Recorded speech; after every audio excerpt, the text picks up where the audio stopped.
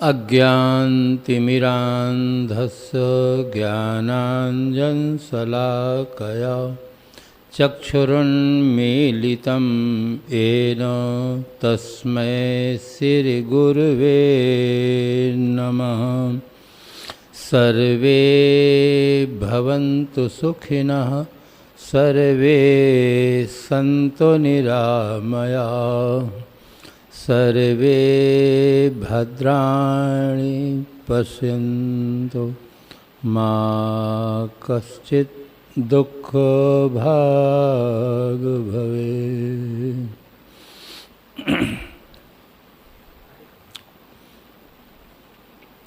विरद विवेक संपन्न श्रद्धेय संत गुरुजन, मुद मंगल में संत समाज, साध्वी समाज, धर्म प्रेमी सज्जनों, श्रद्धामूर्त देवियों, त्रिदिवसीय कार्यक्रम का दूसरे दिन का यह प्रथम सत्र है। कार्यक्रम का शुभारंभ संत सम्राट सद्गुरु कबीर साहिब की वाणी बीजक पाठ, तत्पश्चात अनेक मनीषी संतों द्वारा जीवन के विविध पहलुओं पर सुंदर विचार सुने।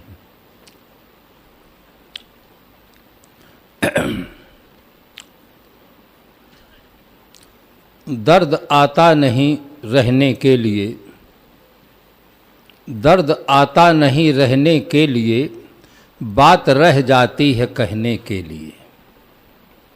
प्यार और पीर दो किनारे हैं, जिंदगी धार है बहने के लिए। प्राणी जगत में मानव श्रेष्ठतम प्राणी है और वो दो भागों में विभाजित है, एक नर और एक नारी। दोनों में कोई बड़ा नहीं है, कोई छोटा नहीं है, दोनों समान प्राणी हैं। दोनों को भौतिक विकास करने का, आध्यात्मिक विकास करने का जन्म सिद्ध समानाधिकार प्राप्त है। संत सम्राट सद्गुरु कबीर साहिब की मौलिकृत बीजक है। बीजक में आपने कहा, चाहत सुख दुख संग न छाड़ा। बहुत छोटा सा सूत्र है। प्राणी जगत सुख चाहता है। संसार में अरबों नर नारी हैं। उनके रंग में, रूप में, लिंग में, भाषा में, संप्रदाय में, उपासना पद्धति में, वेशभूषा में बहुत बड़ा अंतर दिखाई देता है। कोई आदमी वेद को स्वतः प्रमाण मानता है, कोई कुरान को स्वतः प्रमाण मानता है, कोई बाइबल को स्वतः प्रमाण मानता है, कोई गुरु ग्रंथ साहिब को स्वतः प्रमाण मानता है। और कोई भी व्यक्ति दूसरे के मान ग्रंथों को स्वतः प्रमाण मानने के लिए तैयार नहीं।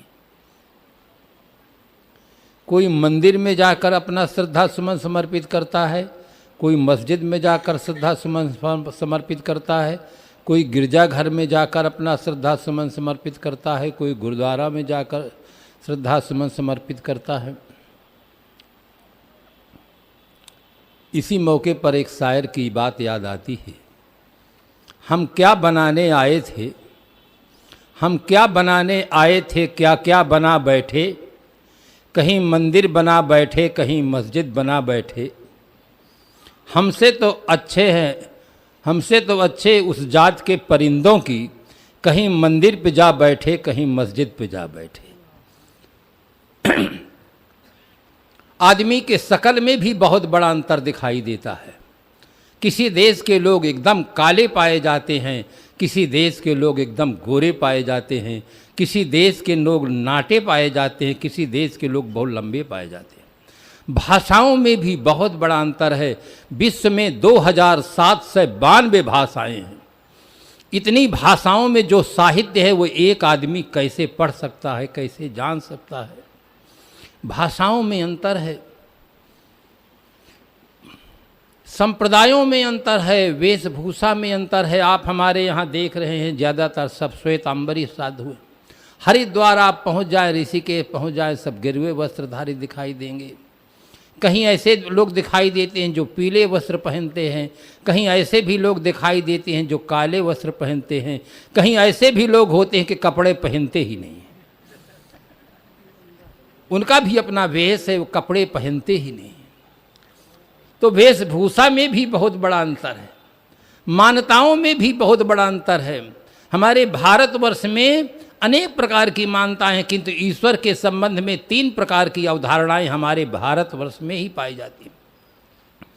एक परंपरा ऐसी है जो ईश्वर को केवल निर्गुण रूप मानती है, सगुण रूप मानती नहीं, वो है आर्य समाज। आर्य समाज ईश्वर का अवतार नहीं मानता है, ईश्वर को मानता है, ईश्वर का अवतार नहीं मानता है। सनातनी परंपरा में ईश्वर सगुण और निर्गुण दोनों रूप में है। यदा यदा ही धर्म से ग्लानिर्भवति भारत अभ्युत्थानं धर्मस्य तदात्मानं सृजाम्यहम् परित्राणाय साधूनां विनाशाय च दुष्कृतां धर्म संस्थापनार्थाय संभवामि युगे युगे। मानसकार लिखते हैं, जब जब होए धर्म की हानि, बाढ़ें असुर अधम अभिमानी, तब तब प्रभुधर विविध शरीरा हरहि कृपा निसज्जन पीरा। यानी जब जब पृथ्वी पर अधर्म की वृद्धि होती है, तब तब उस अधर्म को निर्मूल करने के लिए, धर्म की स्थापना करने के लिए मैं अवतार लेता हूँ। शास्त्र प्रमाण के आधार पर सनातनी परंपरा में, वैष्णव परंपरा में ईश्वर का 2 रूप माना गया, सगुण और निर्गुण दोनों रूप माना गया। एक और भी है, सिद्धा नाम कपिलो मुनि, गीताकार ने लिखा सिद्धों में मैं कपिल मुनि हूँ। और कपिल मुनि का सांख्य दर्शन है। सांख्य दर्शन में उन्होंने लिखा ईश्वरार असिद्धा, ईश्वर असिद्ध है, ईश्वर है ही नहीं।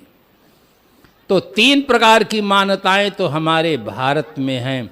पाश्चात्य मनोवैज्ञानिक टेंसले ने लिखा है कि यह बात उतनी सही नहीं है कि ईश्वर ने मनुष्य को बनाया है, जितनी यह बात सही है कि मनुष्य ने ईश्वर को बनाया है।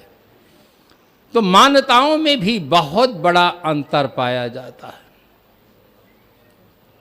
जहां तक हमारी दृष्टि बाहर की ओर जाती है, हमें अंतर ही अंतर दिखाई देता है, किंतु मानव के आंतरिक जगत में एकता पाई जाती है। आप कहेंगे क्या प्रमाण है? जहां इतना बड़ा अंतर हो कि मान ग्रंथ एक न हो, भाषाएं एक न हो, रंग रूप एक न हो, उपासना पद्धति एक न हो, तो वहां अंतर जगत में एकता का क्या प्रमाण है? विश्व के किसी भी नर नारी से आप पूछें कि आप अपने जीवन में सुख शांति चाहते हैं या दुख और अशांति, सभी व्यक्ति एक ही उत्तर देंगे कि हमें सुख और शांति चाहिए। विश्व के किसी भी नर नारी से आप पूछें कि आप अपने जीवन में लाभ चाहते हैं या हानि, सभी व्यक्ति एक ही उत्तर देंगे कि हम अपने जीवन में लाभ चाहते हैं। विश्व के किसी भी नर नारी से आप पूछें कि आप अपने जीवन को स्वतंत्र यापन करना चाहते हैं या परतंत्र, सभी व्यक्ति एक ही उत्तर देंगे कि हम स्वतंत्र जीवन जीना चाहते हैं। ये मानव के आंतरिक जगत की एकता का सबल प्रमाण है।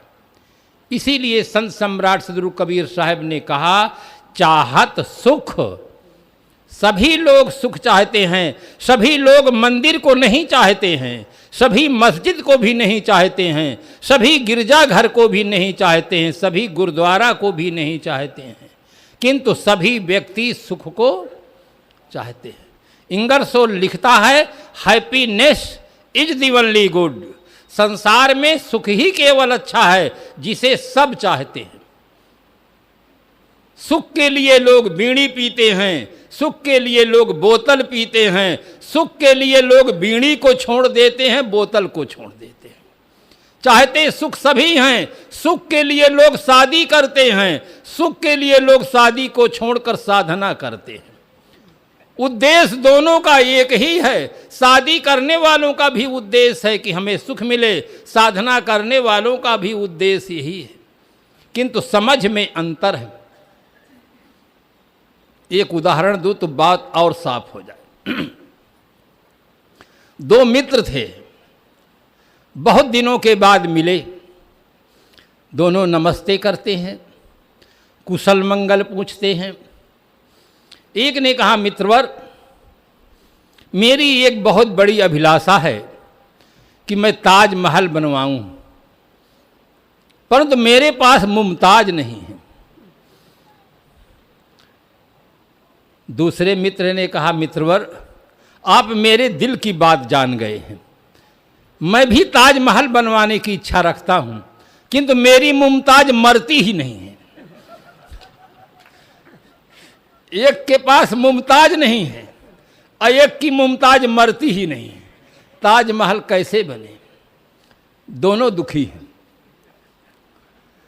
गरीबों की समस्या है, भूख लगे तो खाएं क्या। गरीबों की समस्या है, भूख लगे तो खाएं क्या। अमीरों की समस्या है, क्या खाएं तो भूख लगे। अमीरों की समस्या है, क्या खाएं तो भूख लगे। कुंवारों की समस्या है, शादी कैसे हो। शादी वालों की समस्या है, इस झंझट से छूटे कैसे। सबके सामने अपनी अपनी समस्याएं हैं, सब अपनी समस्याओं से पीड़ित हैं। गरीबों की समस्या है, सोने के लिए बिछौना नहीं है। गरीबों की समस्या है, सोने के लिए बिछौना नहीं है। अमीरों की समस्या है, बिछौने खूब हैं पर नींद नहीं है। बिछौने खूब हैं पर नींद नहीं। समस्याएं सबके सामने हैं। हर आदमी भीतर से सुख चाहता है, दुख किसी को प्रिय नहीं है। इसलिए सदगुरु कबीर साहब ने कहा, चाहत सुख। सभी प्राणी सुख चाहते हैं, साहेब परंतु लगा देते हैं। परंतु दुख संग न छाड़ा, ये परंतु बहुत खतरनाक शब्द है। एक छात्र का पिता निवेदन कर रहा था, गुरुजी हमारे बच्चे को सब कुछ पढ़ाना, किंतु लेकिन परंतु बट अगर मगर तगर नहीं पढ़ाना। कहन क्यों? ये तो कंजंक्शन है, दो वाक्यों को जोड़ता है। नहीं गुरुजी, जोड़ने के साथ साथ तोड़ता भी है। जिस बात में किंतु लेकिन परंतु बट अगर मगर तगर लग जाता है तो बना बनाया काम सब बिगड़ जाता है। गुरुदेव, आपका निमंत्रण पत्र तो मिला, परंतु फुर्सत नहीं मिली। परंतु लगा करके सब गड़बड़ कर देते हैं। साहब कहते हैं, चाहत सुख। ये जीव सुख तो चाहता है, परंतु दुख का साथ नहीं छोड़ना चाहता। आदमी चाहता है कि हमारे मुख से सुगंध निकले, किंतु सिगरेट पी रहा है, शराब पी रहा है, फिर चाहता है मुख से सुगंध निकले। चाहना के अनुरूप कर्म नहीं करता है। हम चाहते तो हैं कि हमें सुख मिले, किंतु सुख के मूल कर्म क्या है? शुभ कर्म, उसे करना व्यक्ति नहीं चाहता। धन का संबंध, धन अगर हमारे पास होता है तो हम संपन्न व्यक्ति कहलाते हैं। संपन्नता का संबंध बंधुओं धन से है, और सुख होने का संबंध मन से है। अगर आदमी के पास सद्गुण हैं तो आदमी सुखी होगा, और आदमी के पास धन है तो आदमी संपन्न होगा। सुखी जीवन जीने के लिए सबके लिए सद्गुणों की बहुत बड़ी आवश्यकता है। सद्गुणों के अभाव में कोई भी व्यक्ति सुखी जीवन नहीं जी सकता है। आज आप देख सकते हैं, वर्तमान जीवन में भी देख सकते हैं, इतिहास उठाकर पन्नों को पलटे तो भी आप देख सकते हैं, पढ़ सकते हैं कि जिनके जीवन में सद्गुण नहीं था, बड़े बड़े पदों पर लोग आसीन थे, बहुत बड़ा वैभव उनके साथ में था, किंतु जीवन सुखी नहीं था। आज भी देख सकते हैं, करोड़ों नहीं अरबों की संपत्ति लोगों के पास में है, बड़े बड़े पदों पर लोग हैं, किंतु सद्गुणों के अभाव में सेंटर जेल में बंद है। इसलिए सद्गुणों की बहुत बड़ी आवश्यकता है। हमें सद्गुरु कबीर साहब एक सुंदर सूत्र देते हैं। आज का आदमी बहुत कुछ जाना है, बहुत कुछ पाया है, किंतु जीने की कला न जानने के कारण जीवन वरदान नहीं बन पा रहा। सबसे पहले जीने की कला सीखना चाहिए। घर को सुंदर चीज़ों से सजाना सीखो, घर को सुंदर चीज़ों से सजाना सीखो, जीवन को सद्गुणों से सजाना सीखो, देश को भौतिक समृद्धि से सजाना सीखो, किंतु सबसे पहले अपने को मानसिक समृद्धि से सजाना सीखो। सबसे पहले आदमी को जीने की कला सीखना चाहिए। जीना ऐसा जीना हो जी न कोई तड़फाए तू, मरना ऐसा मरना हो मरकर फिर न आए तू। जीने की कला न जानने के कारण जीवन वरदान नहीं बन पाता है। एक छोटा सा उदाहरण दूं। संपन्न घर की एक लड़की थी। संपन्न घर में शादी होती है। जब वो ससुराल में जाती है, ससुराल के लोगों के मन में एक भावना पैदा होती कि बहुत बड़े संपन्न घर की लड़की आई है, आज इनके हाथ से भोजन बनवाया जाए और पाया जाए। भोजन पाने के लिए निर्णय हुआ खीर पूड़ी और सब्जी 3 चीज़ बनाई जाए। तीनों चीज़ का सामान दे दिया गया। वो लड़की खाना तो जानती थी, बनाना नहीं जानती थी। संपन्न घर की लड़की थी, उसके घर में नौकर भोजन बनाते थे। वो खाना जानती थी, बनाना नहीं जानती थी। आज उसके सामने बड़ी समस्या खड़ी हो गई है। अगर वो कहती है मैं खीर बनाना नहीं जानती हूँ, तो घर की मर्यादा में प्रश्न चिन्ह खड़ा हो सकता है कि क्या इनके घर में कभी खीर नहीं बनती रही होगी। बनाना भी नहीं जानती, पूछती भी नहीं है, 2 भूलें करती है। खीर बनाती, उसमें हींग का बघार लगा देती है, और सब्जी के लिए नमक था, चीनी पास में रखी थी, बिना जानकारी के चीनी के जगह पर नमक डाल दी, खीर बनकर तैयार हो जाती है। पूड़ी बनाने के लिए घी कढ़ाई में डालती है, घी ठीक से गर्म नहीं हुआ, पूड़ी बेल बेल कर डाल रही है तो पूड़ी पकती नहीं ठीक से, पूड़ी बन जाती है। और सब्जी बनाने में इलायची का बच जाती है तो इलायची का बघार सब्जी में डाल देती है, और जो चीनी बच गई थी वो उसमें सब्जी में डाल देती है। सामान सब खर्च हो गया। अब भोजन जैसा बना तो अभी खाने वाले बताएंगे।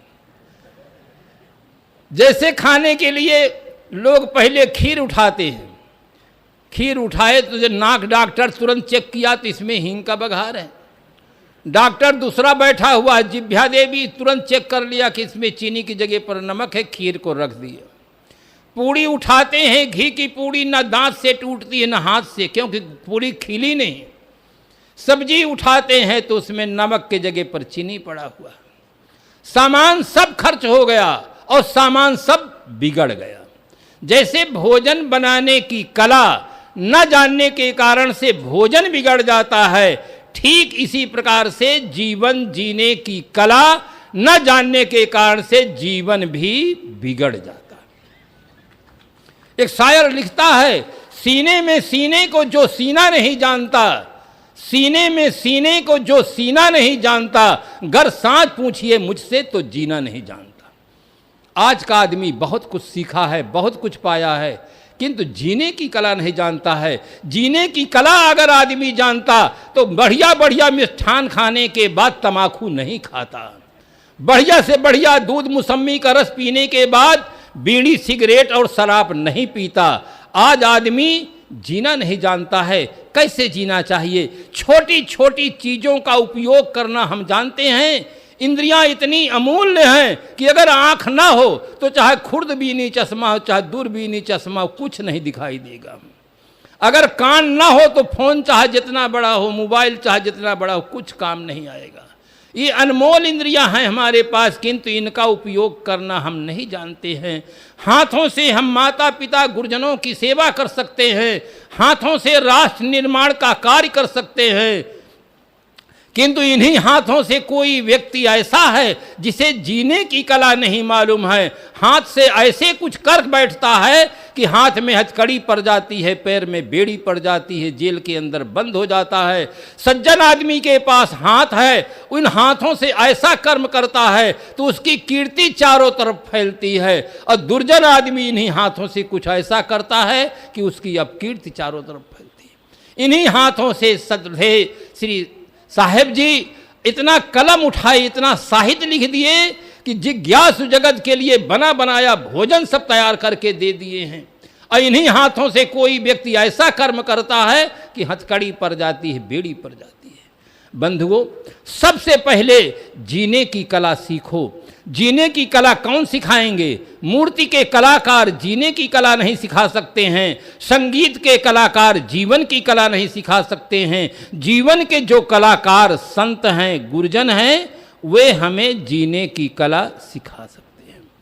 इसीलिए गुरुवर कबीर साहब ने कहा, गुरु की दया साधु की संगत निकर आओ यही द्वार।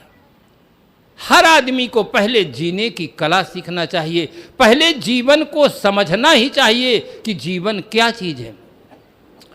जिंदगी में जिंदगी का राज पाना चाहिए, जिंदगी में जिंदगी का राज पाना चाहिए। मन और इंद्रियों को स्वबस रखना चाहिए, असत्य और आसक्ति को त्याग करना चाहिए, अपने को जानकर मस्त रहना चाहिए। ये चार पंक्ति हैं, बहुत ही महत्वपूर्ण हैं। हर आदमी को जीवन मिला है, जीवन तो सभी लोग जीते हैं, किंतु जीवन क्या है, जीवन का लक्ष्य क्या है, लक्ष्य की प्राप्ति का साधन क्या है, बिरले बिरले लोग इस पर चिंतन करते हैं, मनन करते हैं। जो चिंतन और मनन करते हैं उनको एक सही दिशा मिलती है। दिशा सही होती है तो दशा सही होती है, दिशा गलत होती है तो दशा गलत होती है। जिन लोगों के जीवन में अशांति है, अनेक प्रकार की समस्याएं हैं, वे निश्चित समझ लें कि हमारे जीने की दिशा सही नहीं है। दिशा सही होगी तो दशा सही होगी। इसलिए दूसरी पंक्ति में मन और इंद्रियों को स्वबस रखना चाहिए। मनुष्य के लिए अनेक कर्तव्य हैं, किंतु सबसे बड़ा जो कर्तव्य है वह मनुष्य का है मन इंद्रियों को स्वबस रखना। ये मनुष्य का परम कर्तव्य है। माइंड कंट्रोल के अभाव में ही बर्थ कंट्रोल की समस्या पैदा हो गई है। अगर आदमी माइंड कंट्रोल कर लेता तो बर्थ कंट्रोल में सरकार का जो अरबों रुपया जा रहा है वो बच जाता। डॉक्टर बंधुओं को जो बिना काम का काम करना पड़ता है, नसबंदी, ऑपरेशन, लूप, ये दुर्भाग्य से आदमी बच जाता। जितना आदमी संतों की संगत से दूर होता जाएगा उतना उसके जीवन में समस्याएं खड़ी होती चली जा रही हैं, और कहीं से कोई समस्या का समाधान नहीं मिल सकता है। हम लोग ये भ्रम में हैं कि अगर हमारे बच्चे पढ़ लिख लेंगे, बीए, एमए, एलटी, डीलेट कर लेंगे और अच्छे अच्छे पदों पर चले जाएंगे तो हमारी समस्या का समाधान हो जाएगा। एवे की जय। आप लोग अपने अपने स्थान पर शांतिपूर्वक बैठे। साहब जी आ गए हैं, बैठ जाए।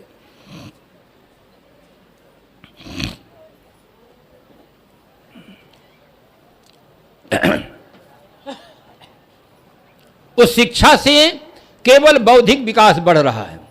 जीवन की आधी समस्या का समाधान होता है अगर हम उच्च शिक्षा प्राप्त करके बड़े पदों पर पहुंच जाते हैं तो जीवन की आधी समस्या का समाधान होता है। वो आधी समस्या है जीव को उपार्जन की समस्या। जीव को उपार्जन की समस्या भर शिक्षा हमें समाधान देती है। शिक्षा में वो तत्व नहीं है कि मानव को मानवता से विभूषित कर सके। उस तत्व के लिए बोध की आवश्यकता है, संतों की आवश्यकता है, गुरुजनों की आवश्यकता है। जब तक मानव को बोध प्राप्त नहीं होगा तब तक मानव अंधविश्वास का शिकार रहेगा, दुर्व्यसनों का शिकार रहेगा, वासनाओं कल्पनाओं का शिकार रहेगा। अगर मानव जीवन स्वतंत्र जीवन, निर्विकार जीवन जीना चाहता है तो उसे गुरुजनों का, संतों का आधार लेना होगा और उसे जड़ चेतन का, सुख दुख का, बंध मोक्ष का यथार्थ बोध प्राप्त करना होगा। बोध प्राप्ति के बाद ही जीवन में क्रांति होगी। जीवन का कल्याण कैसे हो। तो इस प्रकार से बंधुओं, ये घड़ी है, घड़ी को देखो तो चलती चली जाती है, पल भर रुकती नहीं, मचलती चली जाती है। लोग कहते हैं समय गुजरता नहीं, हम तो कहते हैं जिंदगी गुजर जाती है। इन्हीं शुभकामनाओं के साथ हम अपनी वाणी को विराम